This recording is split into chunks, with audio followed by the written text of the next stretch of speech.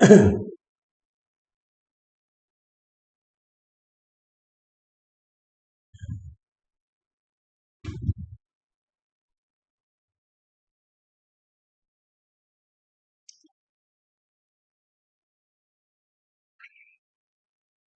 morning. Welcome to Krishna's class. We continue with our exploration of complex measures. And last time we proved that the total variation that we have defined is countable additive. And then we made a statement that this total variation cannot be infinite in the sense that it takes infinite value on every subset of or every element of the measure space xm. I mean every element of m. Right. Now what we in fact, we concluded this in a very simple way, because you know that mod mu or mu of the empty set is 0. Okay, so what we have is this.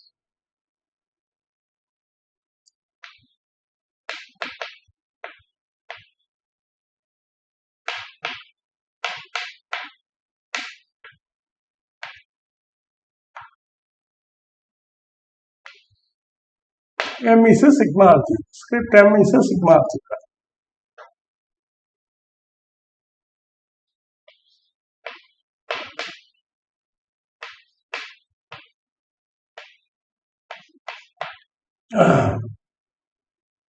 Now, mod mu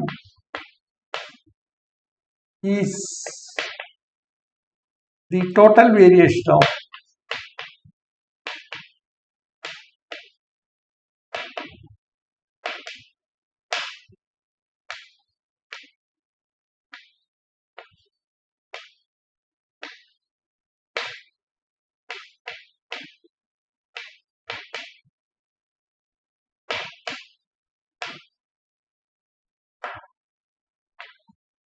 element of,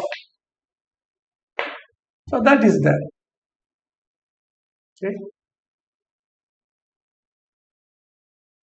Then the first thing that we observed, or the last thing that we observed in our discussion in the previous episode, was that mod mu is not infinity. That is, we cannot say that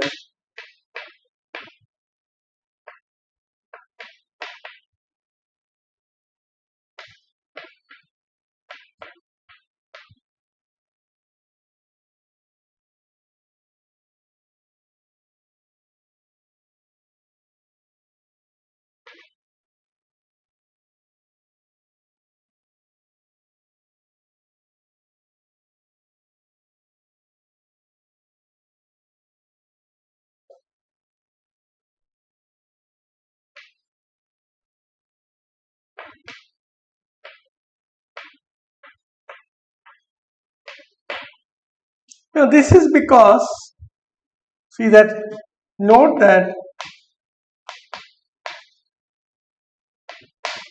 mu of the empty set equal to 0. Why? Because empty set can be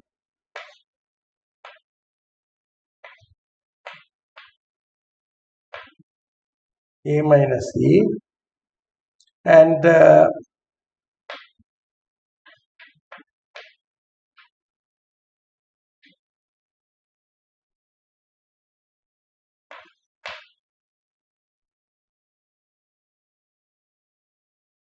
therefore a can be written as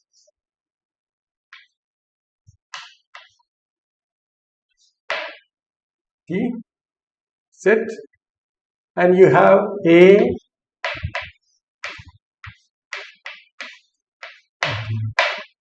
Therefore, mu of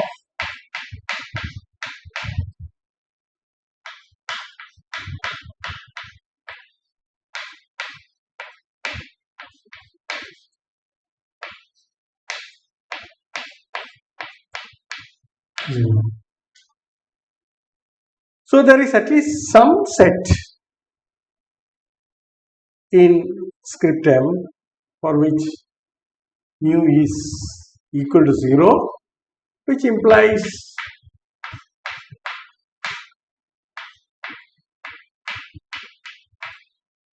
zero and not infinity. Therefore, mod mu cannot be identically infinity. So this is what we observe. Now, in fact, we prove that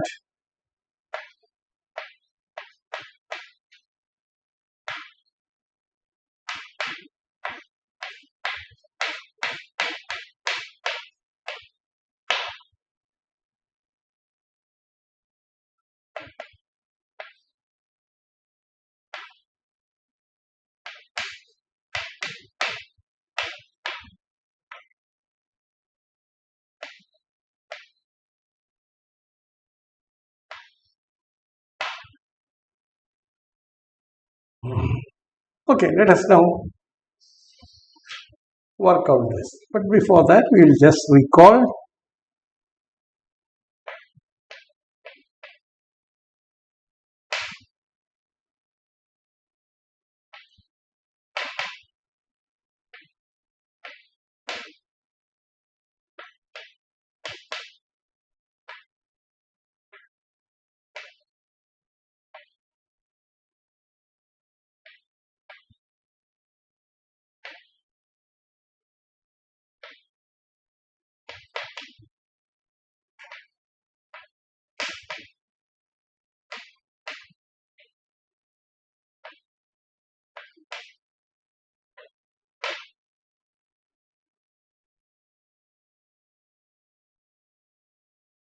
we have its total variation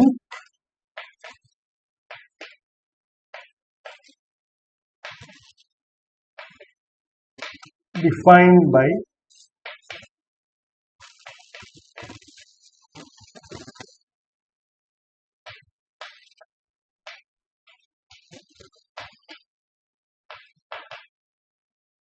supremum of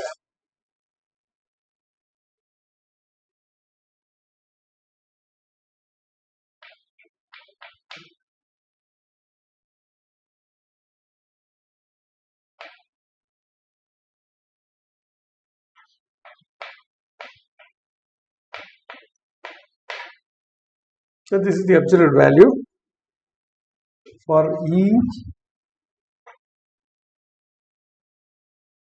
belonging to M, where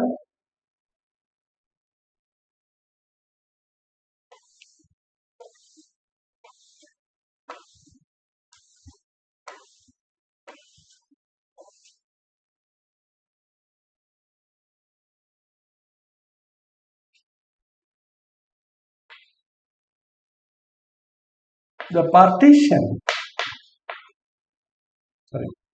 the supremum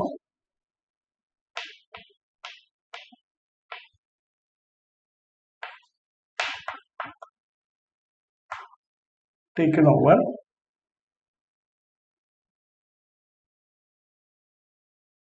all partitions Ei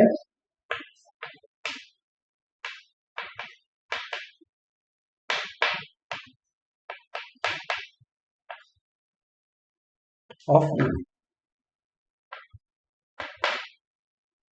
In particular, what we prove is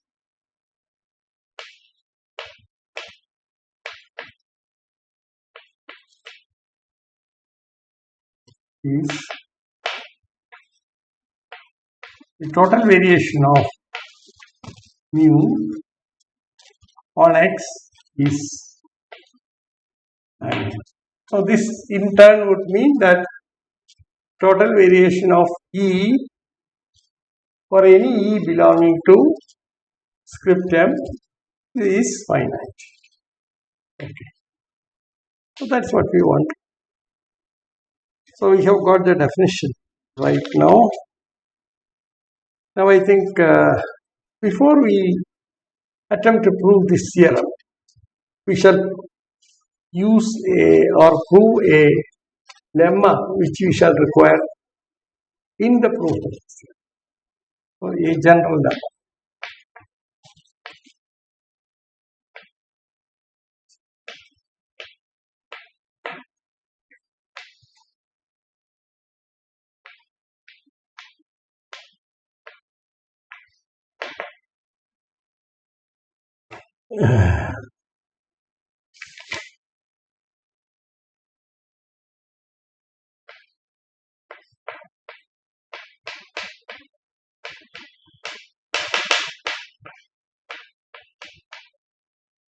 If Z1, Z2, Zn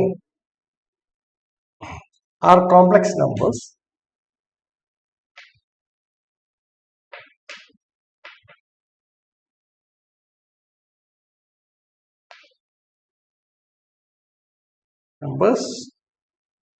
then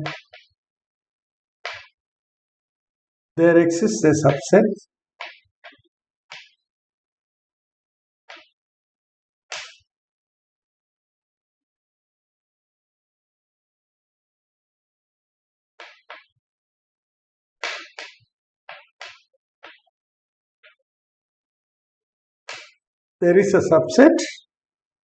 S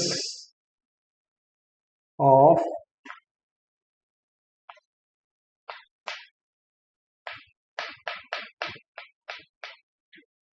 the index set 1 to n, for which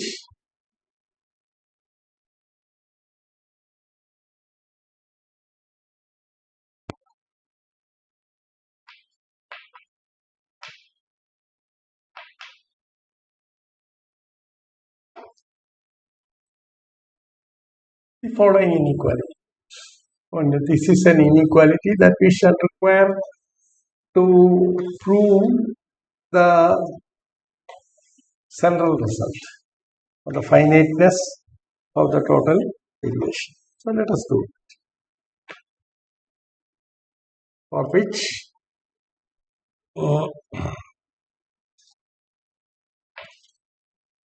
it's a very general result. It has nothing to do with measure.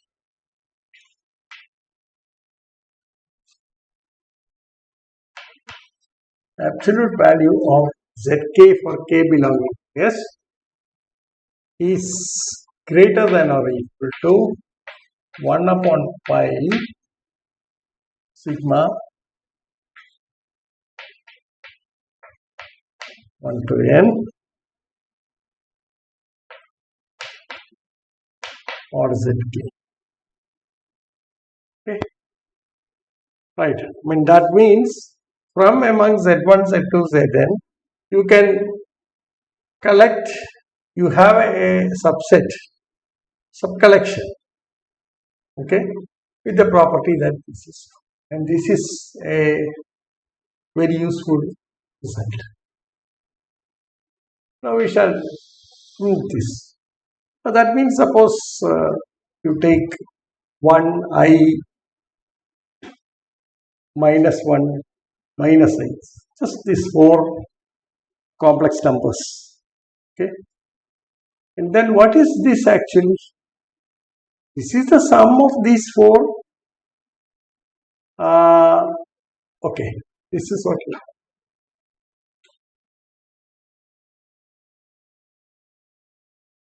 you consider this one. 1 I minus 1 minus I. Suppose this is Z1, Z2, Z3, Z4. Okay. Then you look at this one.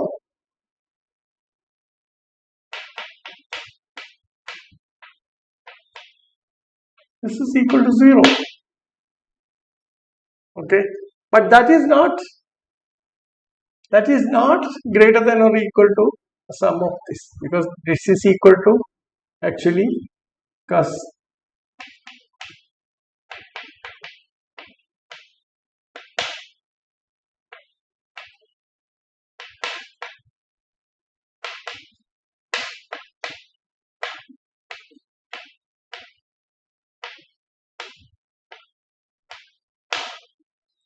for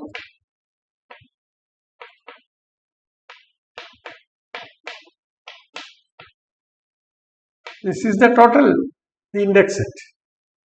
Okay, but because this is equal to 0, but you see that if you take any three of them,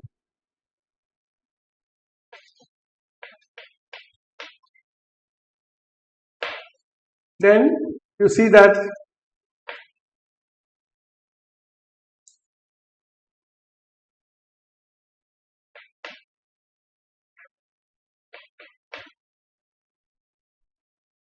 one to three would be what? 1 I minus I. So this is equal to I. And you see that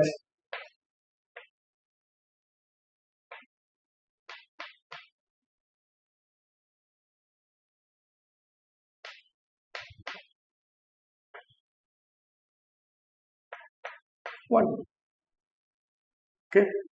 For what you can, one easily gets this is greater than or equal to. Now this one, this is equal to 1, which is greater than or equal to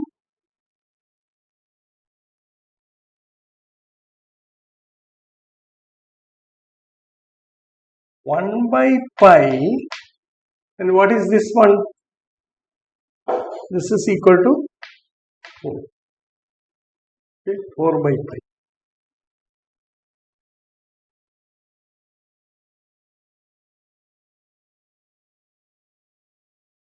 Sorry.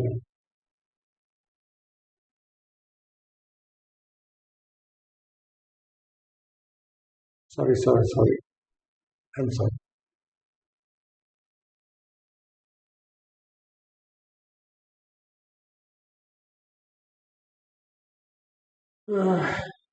By pi.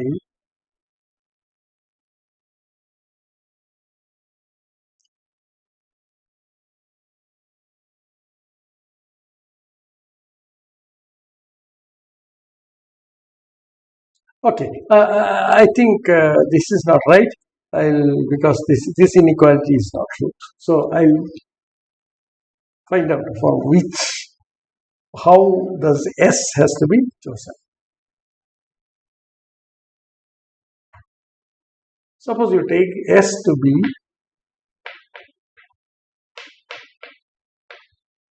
1, 2. Then what do you get? You get sigma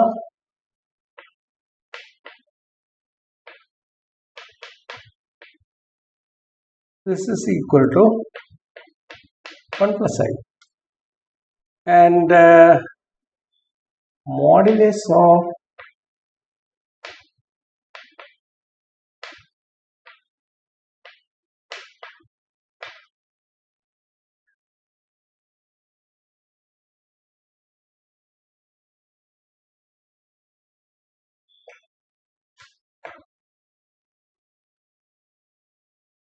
root 2.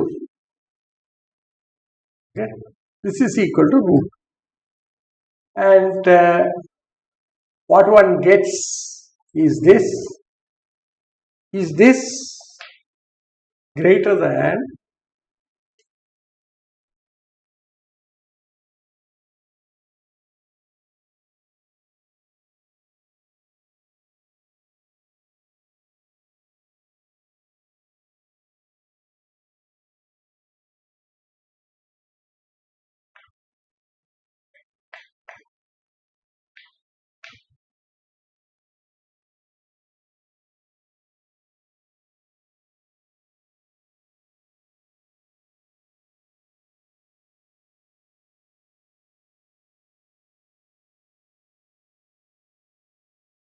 pi square 4 pi square equal to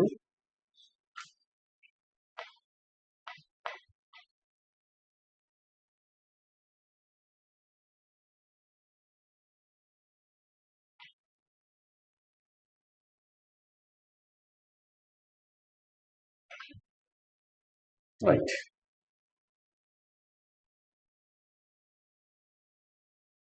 Oh, sorry.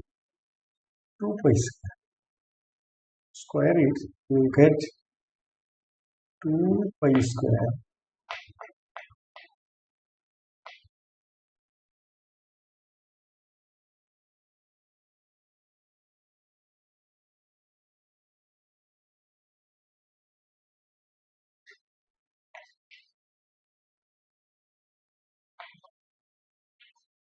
8. Yeah. Pi square is actually 9. Okay. Right. So you see that this is 2. Okay. So you see that root 2 is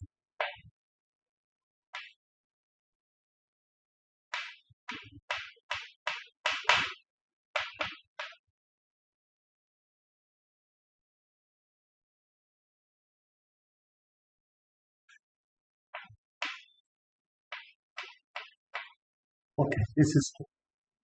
It's actually 1 by pi, 1 by pi, 1 by pi, 1. This is what it is. Okay. Right. Therefore, in this case, S can be chosen as there are other choices.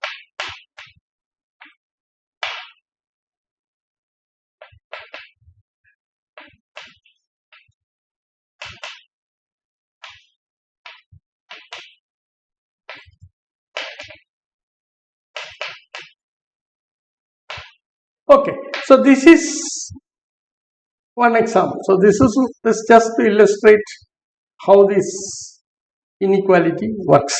Sorry for that mistake, earlier mistake. But anyway, there exists some subset S. Now we want to give a general proof for this. Okay, so the proof of the theorem. So let me just work the proof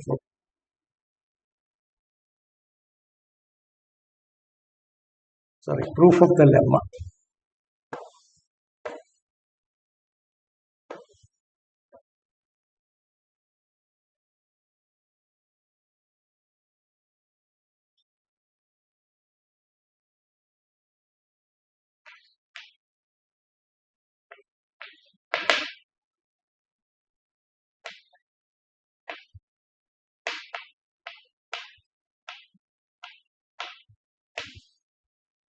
Proof of the lemma.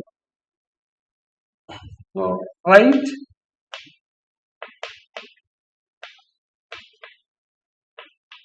equal to mod zk e to the power I alpha k. This is the absolute value of zk multiplied by the what you call polar representation of x. So this is what you get.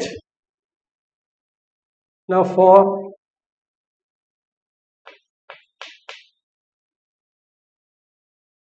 minus pi less than or equal to pi, let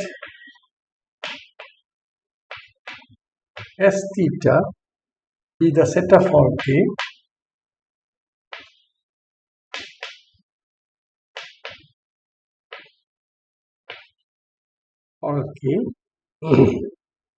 for which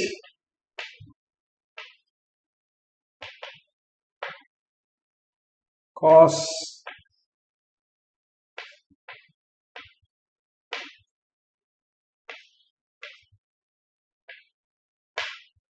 greater than 0. Okay, so it's not going to be, this cannot be pi, this cannot be pi by 2 or minus pi by 2. Okay, so you consider all those theta for which alpha k minus theta is such that cosine of alpha k minus theta is greater than 0. That is easily possible. Now such a theta exists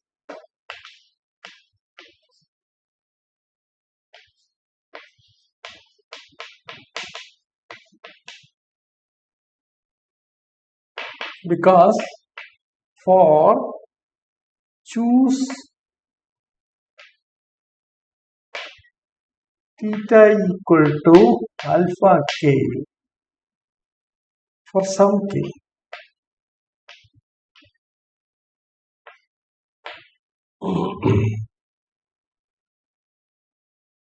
Then you see that S theta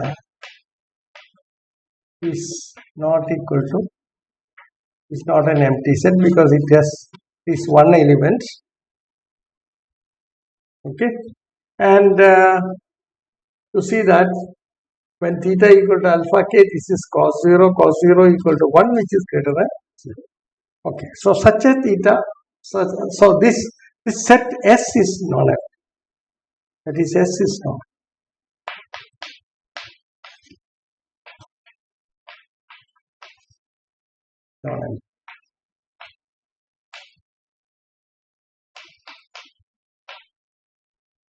So we are not talking about a vacuum set.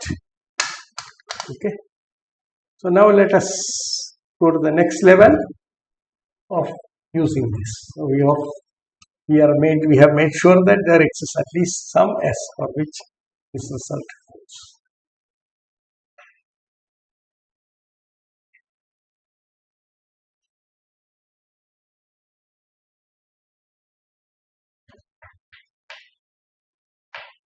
Suppose you take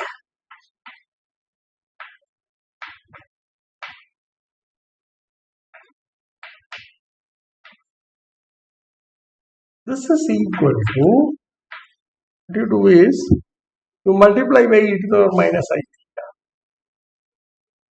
Okay.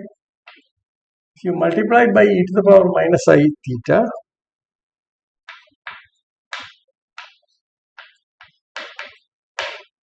everything times zk, and this is because this part is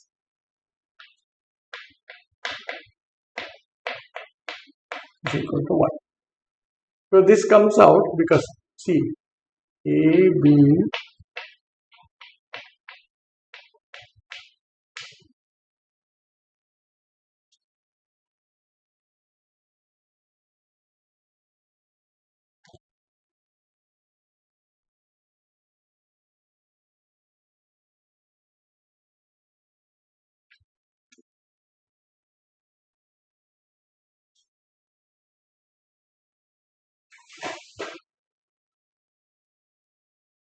so we'll use this, and therefore you get this, and consequently this is greater than or equal to real part of summation over S theta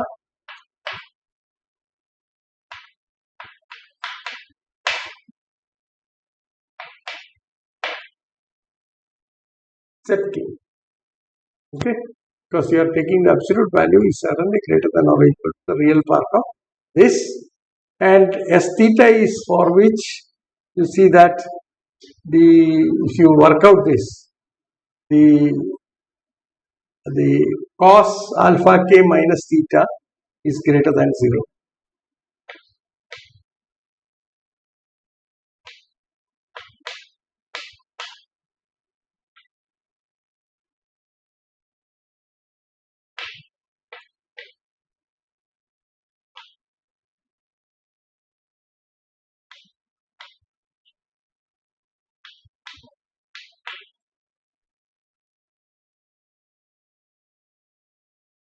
Because this is zk is e to the power I alpha k,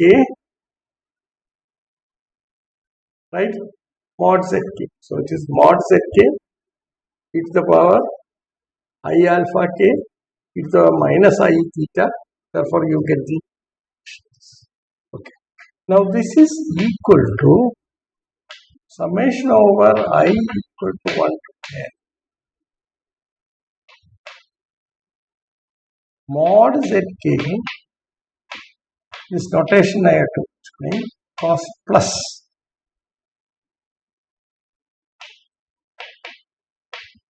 where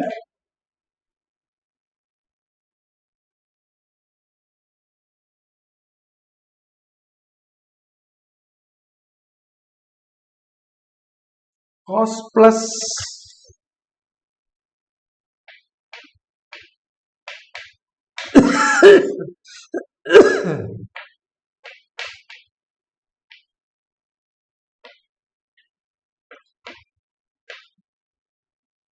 all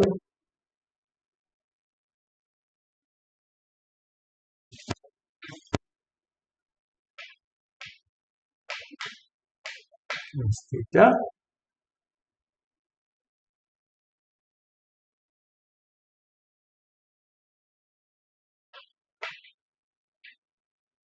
all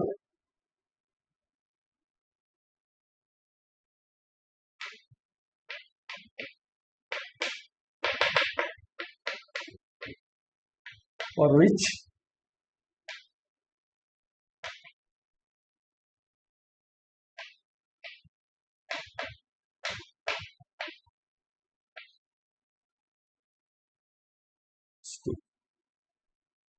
okay.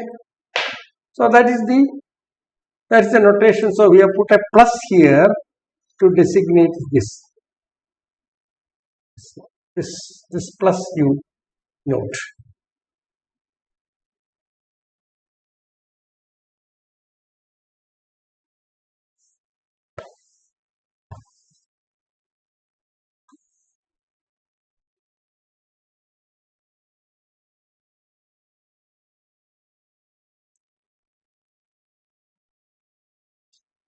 Choose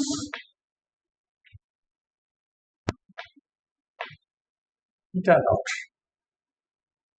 so as to maximize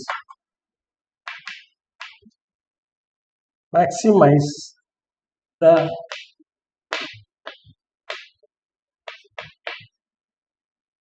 loss, namely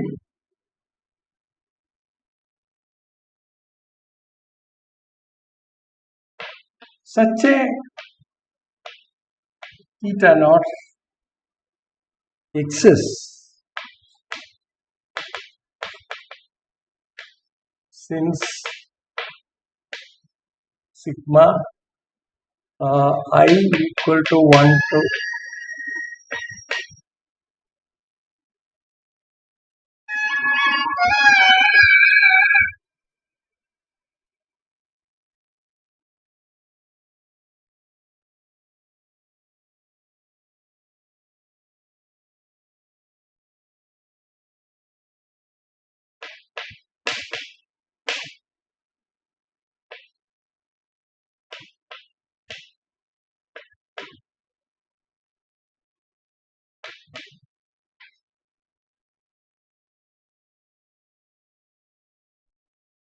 is less than or equal to this boundary. This is true, right?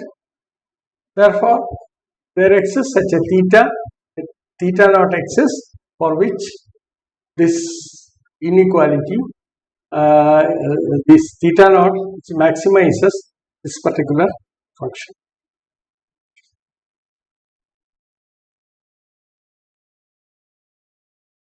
Now the maximum is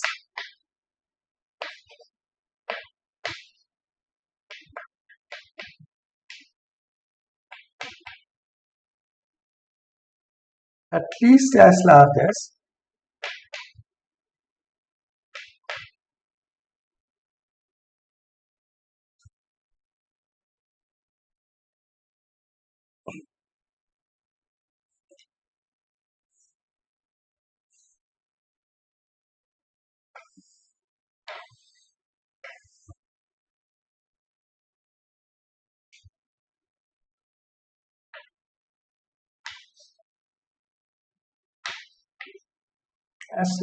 as the average of the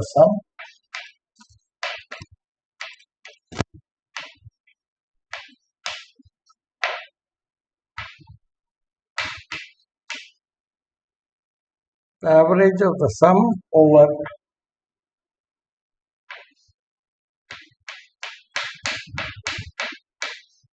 pi, which is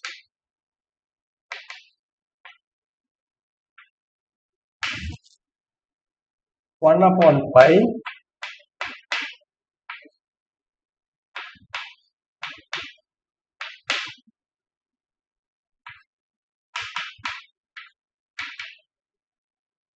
one to n. This is because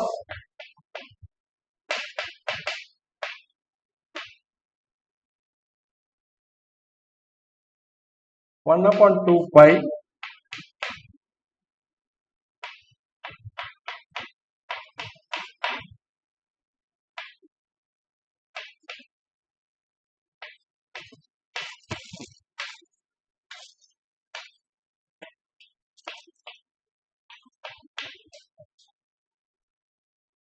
okay, because when you take the average of this over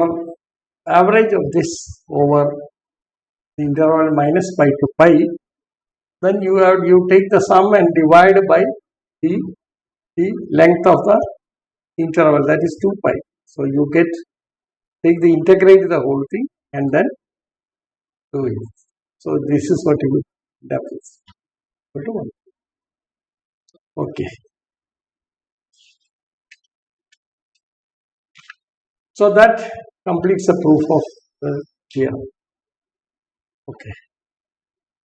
Now what we prove is we are going to use this result somewhere in the proof of the theorem. Now let us take the statement.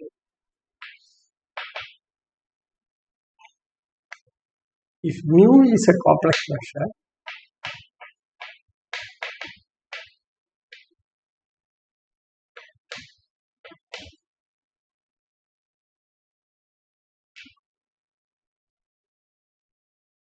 on X, then this is what you get. The total variation of mu on X is, now earlier you recall the remark that we have made that this cannot be identically equal to be infinite. Okay, that means at least at the empty set it is going to be 0 and therefore it is finite. The finite for empty set, but we are now making an assertion that total variation of mu over the entire X is finite, which in turn means this also. If E is contained in X, E is a measurable set, then the total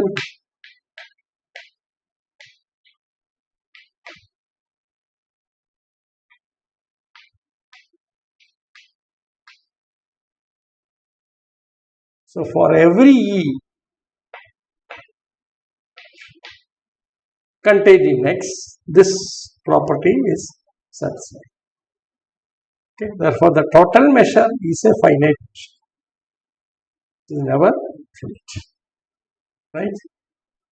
That's an important property which throughout our analysis we would require for working on complex measures. Now let me just outline the proof, the strategy for the proof.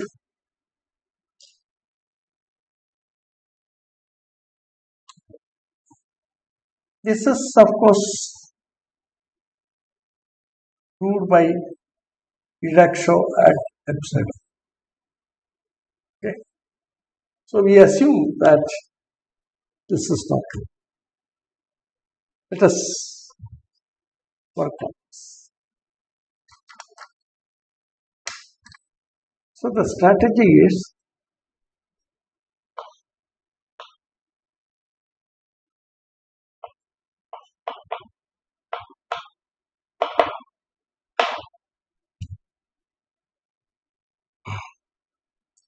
assume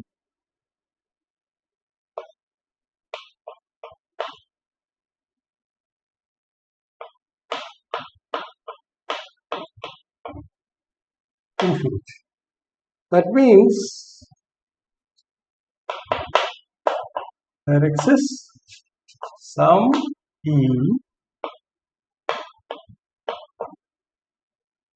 for which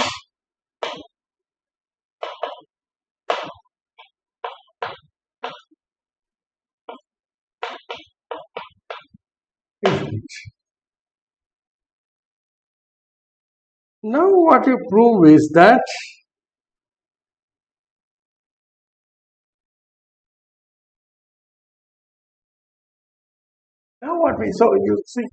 what you have is you have an E for which what mu is infinite. Now what we do is we show that this can be split into A union. Okay? We show that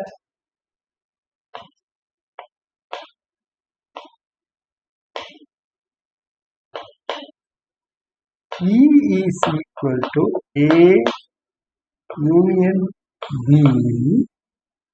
where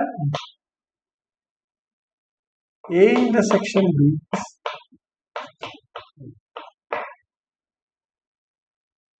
okay, such that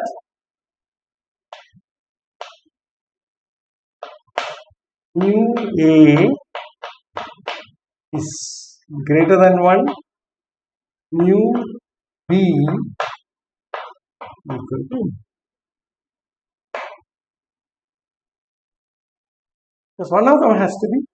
So this is something which is greater than. So we remove some A where mu A is greater than 1 such that mu B is infinite.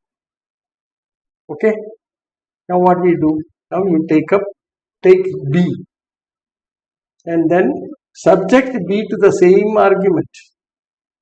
Right? Now subject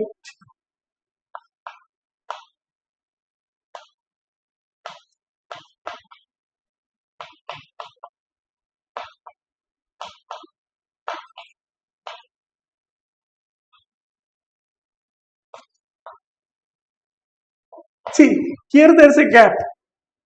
So we show that. How do we show? That we will show later. Okay. Subject B to the same argument because mu B is infinite. Then there exists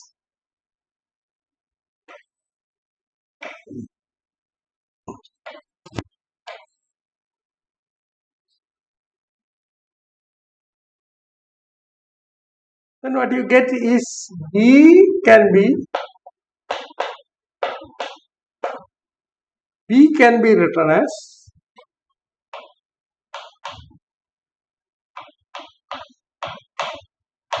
A1 union B1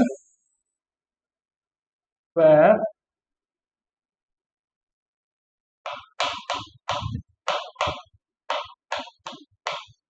B and mu of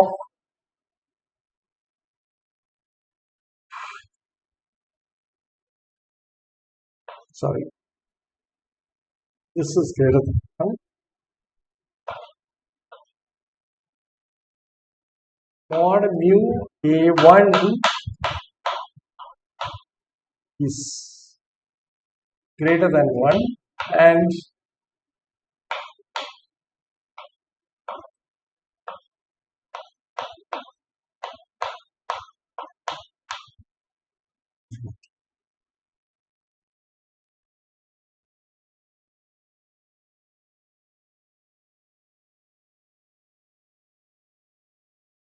I'll put it this way.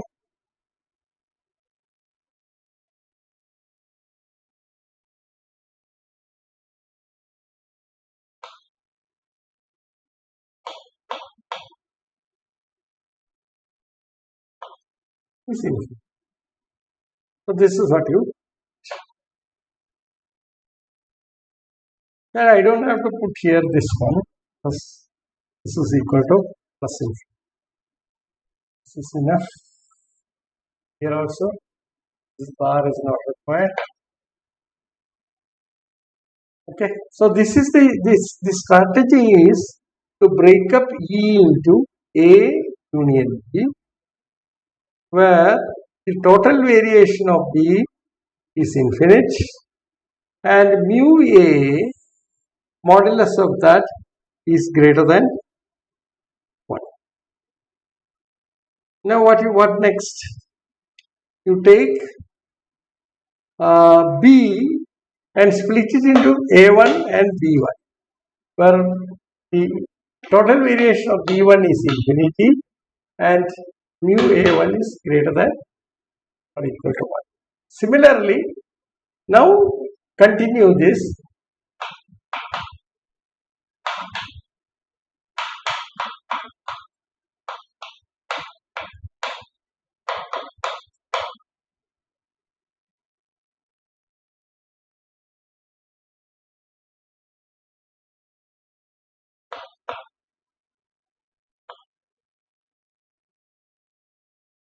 B1.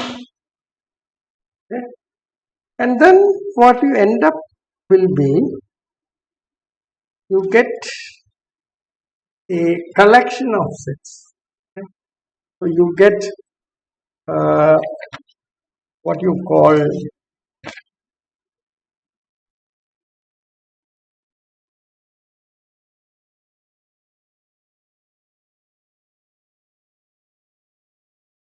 so you get a sequence of sets AI such that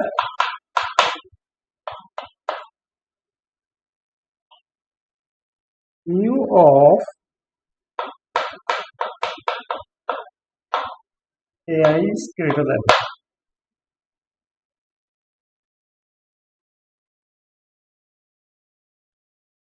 For I equal to,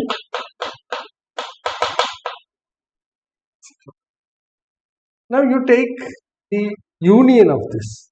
Now you see that mu of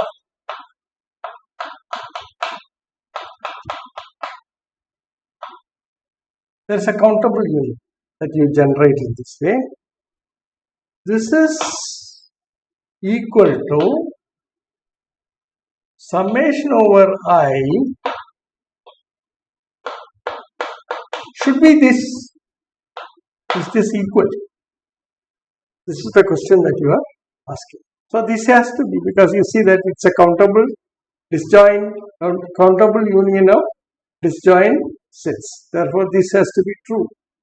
But what is the problem? The problem is that this one.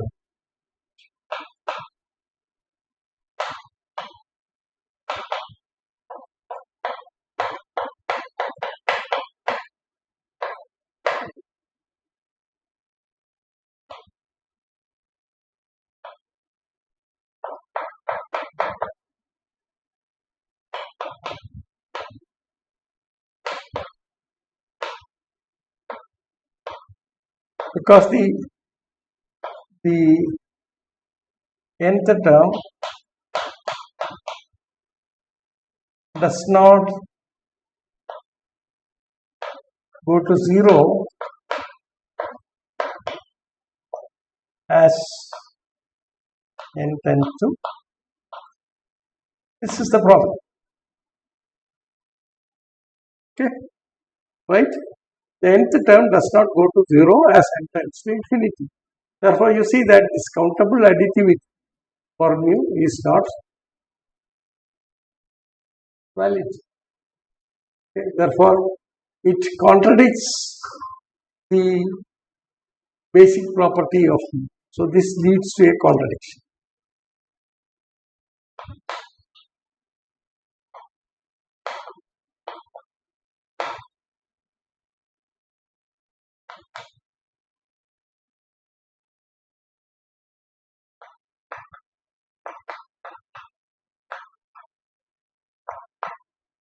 So, this is how you prove this.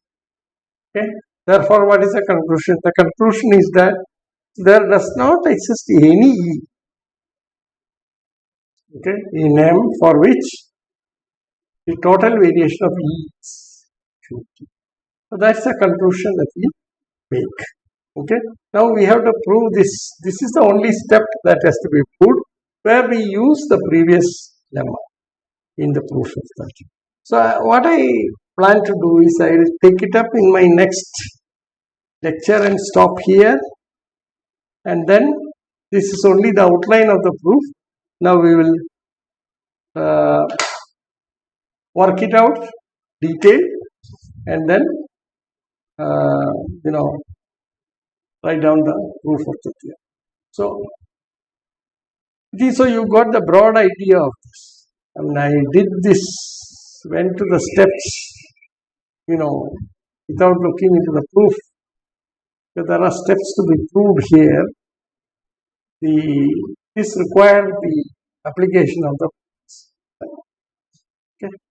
So I will do that in my next lecture. Thank you very much.